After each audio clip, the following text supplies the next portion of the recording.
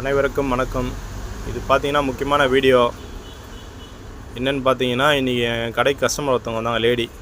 ஒரு 440 ரூபாய்க்கு பொருளை வந்து சீக்கிரம்னு வாங்கி 440 ரூபா பில் ஆச்சு. 440 ரூபா என்னோடனே ஸ்கேனிங் காட்டுங்க. ஸ்கேனிங் நான் எடுத்து காட்டினோன்னே என்ன பண்ணேன், ஸ்கேன் பண்ணாங்க. ஸ்கேன் பண்ணிவிட்டு அந்த 440 ஆயிடுச்சுன்ட்டு கையை மறைச்சிக்கின்னு 440 மட்டும் காமிச்சு ஆயிடுச்சு சார்.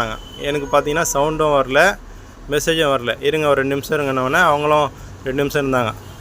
பார்த்துட்டோன்னே அப்புறம் பார்த்தா, ஆமாம் சார் எனக்கு ஃபைல் வந்திருக்கு, என்கிட்ட கேஷ் இல்லை, ஏடிஎம் எங்கே இருக்குது அப்படின்னு கேட்டுட்டு போனாங்க. கிட்டத்தட்ட இன்றைக்கி மதியானம் வந்தாங்க, ஈவினிங் ஆச்சு, இது வரையும் வரல.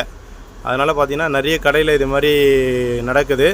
கடைக்காரங்க ஜிபே, ஃபோன்பே யூஸ் பண்ணுறங்க, கொஞ்சம் உஷாராக இருங்க. அதேமாதிரி வயசானவங்கலாம் கடையில் ஜிபே, ஃபோன்பேலாம் யூஸ் பண்ணாதீங்க. நிறைய இது மாதிரி தான் நடக்குது. அதேமாதிரி பசங்களாம் பார்த்திங்கன்னா பைக்கு ஒருத்தன் எடுத்துன்னு வருவான்,